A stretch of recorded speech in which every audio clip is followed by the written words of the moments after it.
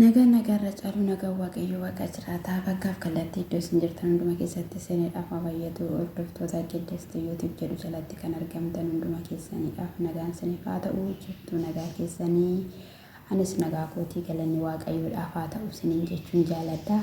Akkam jirtu nagaa keessanii warri maatinaa ta'aa jirtan waaqayyo gooftaan sinaa eebbisuu eebbifamaa isiniin jecha warri maatinaaf hin taane immoo maatinaaf ta'aa isiniin jedha. Mee akkam jirtu har'a nyaatadha jechuudha gariin ani dhiyeeffadhee dhufe sababni ani immoo nyaata dhiyeeffadhee dhufee fi sababa qaba jechuudha.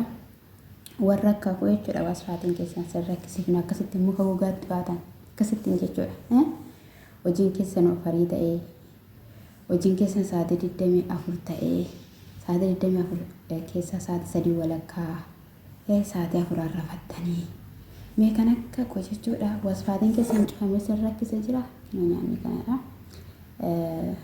Qixxaa hanqulaalee fi akkasumallee qabusi kan jedhanii xiqqoon tokko jira san adda baasee walakkaa isaarra godhe jechuudha.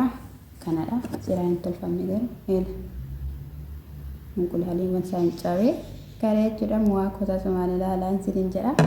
Gara fuulduraatti garuu na sirreeffadha jiru kun immoo shaayiidha. Itti mul'atu fa siniin jechuun jaaladha garuu nuti jechuudha sababiin wasfaatiin keenya nu cufamuuf maalidhaa fi siniin jedha. Nuti yeroo baay'ee akka irra kaaneen qursi keenya miti kan nyaannu. Qursi keenya nyaannu hojii xumurreetu qursi keenya nyaannaa mana yeroo nuti jennutti sa'aatiin baay'ee deema jechuudha. Sa'aatiin ammana kan hin jedhamne hin deema hin fagaata sanarraatiin kan ka'e wasfaatiin keenya waan hidhamaa dhufus natti fakkaata jechuudhaana.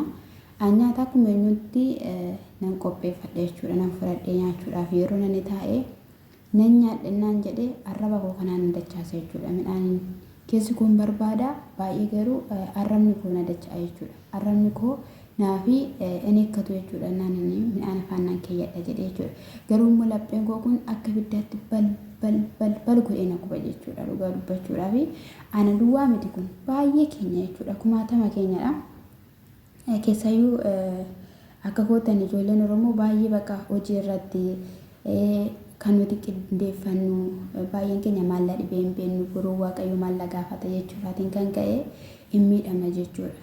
Inni qursii keenyaaf qopheeffannee misaa keenya ta'a.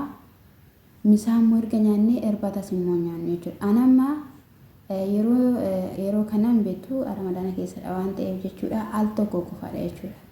Qursii sunnaa namoonni isin biraan nyaanne fayyadamtanii bakka isinittiin tolu waan ta'eef al tokkodha jechuudha. Irbata gisee lammataa deebi'ee nyaachuun hin danda'amu jechuudha. Nan feesisu bakka keessa kootiif bafusumayyuu nan barbaachisu jechuudha. Kun immoo miidhaan irraan uuma jechuudha. Maaliif akka midhaan dhibnu hojii hin dhibnu waan ta'eef miidhaan irraan uuma jechuudha. Amma baay'ee dhugaa dubbachuudhaaf tana baay'een dadhaba jechuudha. Darajaa isaanii beektu darajaa isaanii gisee kumaatamii meeqadha kan nuti ba'aa hoollu isa sana keessatti walakkaa darajaa innaan ga'e lapheen koo jechuudha naatama jechuudha. Nan dadhaba dhugaa duubatti kufinaan jedha jechuudha obboloota kooyi. Furmaanni isaa maalidha? Furmaanni isaa maalidha? Yeroo tokko yaaleeras dafee nyaachuu jechuudha. Dafee nyaachuudhaan isin jedhu xiqqoo dafee qammasu jechuudha. Akka namaa akkanatti hin qopheessira amma akkatti hin qopheessira ruubis kan dura nyaatu jechuudha dhugaa dubbachuudhaaf. Baay'ee qabameera jechuudha coggaarraan koo immoo wasfaatiin koo jechuudha. Maalidha? Mee iccitii kana naaf himaa. Siniin jechuun jaaladha baruun barbaada yoo har'a annaa hojjennu kana nyaanneen hojjenne yoo ta'eera ta'e boruu miidhaa guddaan nurra ga'a miidhaan guddaan nurra ga'a hin kufna gaafa kufne immoo dandeenye hin kaanu. Siniin jedha kaakin waan akkasittidhaan uqqadhee jira jechuudha akkasittidhaan wanti hin dabaleen jiru innaan biyyaa boos akkatti kan hin ani biyyaa bahee jechuudha. Namni muluun furdattee na gaafata. Ani furdanne waan furdadhe tokko yoo hin qabe lakin osoo itti mul'atu boordiin hin jiru maaltu hin jiru. Kanaafiyyuu xiqqoo ishee furdachuun barbaade furdina irrammoo qaama koodhaaf jechuudha. Qaama koodhaaf nagaan illee akka ta'u jechuudha. Inni yeroo tokko mataan juu wasin jedha gaafa sin beeloftanii mataan keessan sin dhukkubaa hin dadhabdu keessaa iyyuu hin dadhabdu jechuudha. Waan namni xiqqoo ishee dandeessan waliin fuutan. Anammoo waan namni xiqqoo ishee danda'e waliin fuudhu. Garuu manni nani keessa jiru mana giddee ta'an hojjettanidha. Mana natsaaninnatiin keessa hin jedhamnedha jechuudha. Wanta natsaaninnatii jedhamu wanta giddiyyuu keessaa hin argattan jechuudha. Dhugaa dubbachuudhaa fi mana dirqamaadhaan sin hojjettanidha jechuudha. Anis immoo egaa iddoo argan oliif gadi kaachuurraa kan jedhuun obsumaanan jira. Obsumaanan jira egaa hin darba'eenanii haa ta'u iyyuu malee immoo nyaataadhaaf biyya arabaa kana keessattis nyaata argattu maalidha? Ruusiif qixxaarraan kan hafe. Ruusiif qixxaarraan kan hafe wanta argattu hin jiru jechuudha. Isuma yeroo argatte sanatti immoo nyaachuu qabdaa sinin jedha. Wanta tokko illee ofii koodhaallee birrii koodhaallee biteellee nan fayyadama yeroo hin jedhe wanta sana nan bitaa garuu yaadadhu.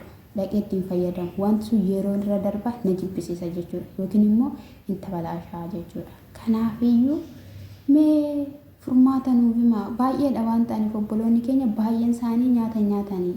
Sababii nyaata nyaanni darajaarraa kan kufan jiru dhukkuba laphee kan itti ta'u coggaarraan isaanii kan dhukkubu ni jira.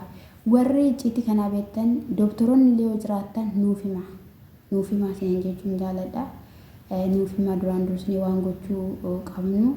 Kan immoo nutti barate immoo jechuudha. Otoo akkuma biyyoota biraa sararatanyoota biyyoota biraa yeroo irra keenya irraa kan shaayii keenya danfifannee waanuma ta'e qammasnee akkattiidhaan hin miidhamnu ture jechuudha. Akkattiidhaan hin miidhamnu ture jechuudha. Keenya iddoo hundumatti iyyuu dadhabbiidha akkasumallee qoyiidha jechuudha. Qoyiin immoo nu irraa miidhaa gaha. Sinin jedha meeshaan fuulduratti hin qammasa. Haa ta'u iyyuu malee timaatimii kana jechuudha. Keessaayyuu timaatimii yeroo akkatti fayyadamtanii timaatimii yeroo itti fayyadamtan yeroo kamiyyuu yoo ta'e soogiddaa fi ajjeettutti naqaa. Yoo ajjeettuun illee mana hin jiraanne loomitti naqa malee murtanii akkasitti hin nyaatina. Wantoota baay'ee of keessaa qaba waan ta'eef garaa keessan sin dhukkubsuu danda'a. Kanaafiyyuu yeroo itti fayyadamtanii ajjeettoo fi soogiddaa itti naqaa malee hin fayyadamina. Namoonni tokko maal godhu qatti godhanii mummuraniiti irruma kaa'u jechuudha. Irruma nyaatuma irra kaa'aniiti namaa dhiyeessu jechuudha. Yeroo nyaatan immoo dhukkuba qaba jechuudha. Maaliidhaan maqaan isaa iyyuu yaa gooftaa ko irraan fadhe malee jechuudha. Ani garuu baay'ee nyaachuu nan jaaladha. Garuu timaatimii yoo loomiin keessa hin jiraanne yookiin immoo yoo ajjeettuun keessa hin jiraanne itti fayyadamu. Bafuucumatti hin fayyadamu jechuudha. Maaliif garaa koona dhukkubsa waan ta'eef isin jechuun jaaladha. Itti naqaatu itti fayyadamaadhaayi. Akkasumas illee kinoo taafii unqulaalii kanas akkasitti itti fayyadamaa. Dafaati nyaadhaa mucaa tokko ta'u yoo kana unqulaaliin achitti bushaadhaa dafaati nyaadhaa biyyatti birrii 15dha. Tokkittiin shii lamaa shii birrii 30dha waan ta'eef affeelaatii achumatti tumaati nyaadhaa goottan naan jette jechuudha. Inni nuti har'a asitti nyaannu boruuf nuti aare boru qoonqoon isin barbaadde waan ta'eef isiniin jedha baay'ee mi'aa isiniin jedha kan barbaadan immoo kinoo qaaraa kanasitti fayyadamuu dandeessu jechuudha. Warri isinii danda'ame qaaraa kanasitti fayyadamaa nyaadhaa. Kan nyaatee fi kan barate maaliin ta'u jedhu ijoo taratii kana nan beekan ta'e na irraan fadhe amma jechuudha. Waan ta'e jedhama garuu hin beeku. Hin baduma maal jedhama bicha waan akkasiidha kanadhaan isiniin jedhama. Sana booda akkasitti nyaattu jechuudha. Qidistiin dhiyeessitee maaliif dhiyeessitee akkanaa hin jennee fi isiniin jedha. Haala kanadhaan itti fayyadamaa. Isiniin jechuun jaaladha. Anaaf immoo maaliif akka nyaata na jibbisiisu illee naaf himaa isiniin jedha. Teessuma koo har'aafis immoo dhiibama naa godhaayi. Uma gochuu hin dandeenye beekmanas taa'e isiniin jechuun jaaladha. Naaf otto nyaadha. Madaamoonni bakka ciisanitti ocholoon isaanii wantoota garaagaraa hin nyaatu. Immoo jinnu nyaata jechuudha.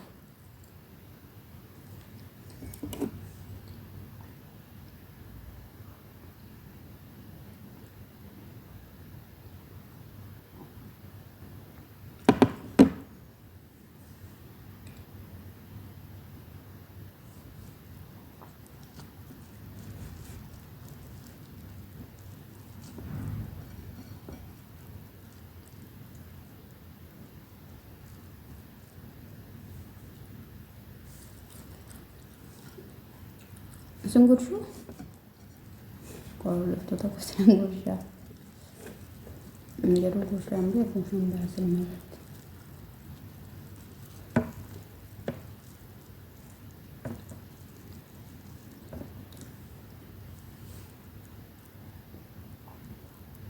Nyaadha.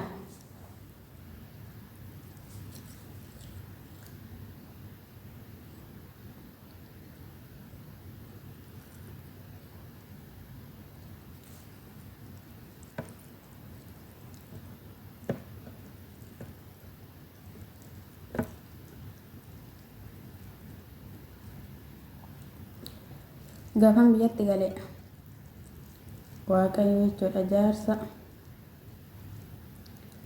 ji'a lama na teessisee naa laatu naaf hawaasa ji'a lama taa'ee nyaadhee wanta kun kuduraa kana mana kana fayyadameera taanaan fudhachuu hin danda'a hin beekamu ruusii waxii qabu yoo nyaatanii furdatudha ni garuu jechuudha ruusii sana immoo isaan argaa fiiguu hin jaalladhu. Sinin jira qixxaam namna fayyadama malee naa waan ta'eyyuu malee ruusii kana mana miti.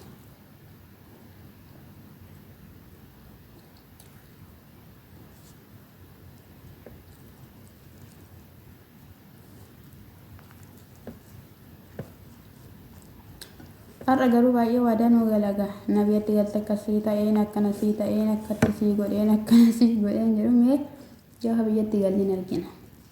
Kamittiidhaan akka nuti isaan kunuunsan argina jechuudha. In argina gaafa sana. Isin argitu hin argaa jechuudha.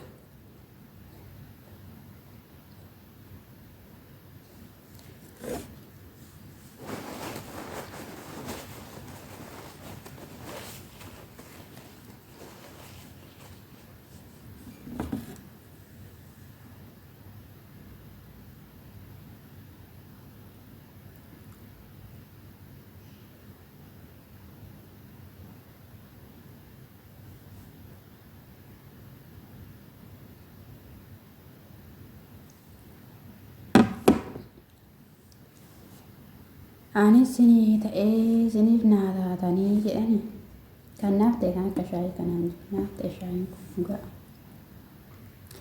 shaayiin kun naaf ta'ee siniin jedha. Anis akka warra shoorbaa dhuganii shoorbaa bira cicceessaniin ta'aadha. Kana fakkaata ishee lakkuma qopheeffadhaati itti fayyadama. Hundi keessanii itti fayyadama ishee keessan itti fayyadama maaliif jennaan vitaaminii qaba waan ta'eef.